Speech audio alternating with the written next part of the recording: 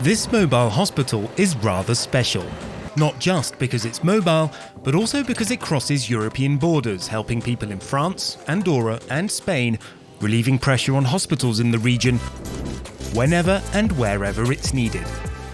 This hospital on wheels is one of many examples of EU-funded interregional projects.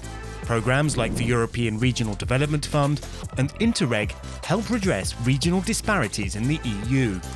Moins une région est développée, moins une région est riche et plus elle bénéficie du soutien de l'Union européenne. C'est dans les régions qu'on supporte de manière considérable le maintien de l'emploi, le maintien des investissements. The European Parliament wants all regions to have the same opportunities, from social rights to climate action, from transport to public health. More than 200 billion euros will be distributed to regions to help them level up. Notre ambition aujourd'hui, c'est de faire en sorte que toutes les régions européennes prennent le chemin de l'innovation et du développement. The ERDF will also support smaller projects that work towards a greener circular economy.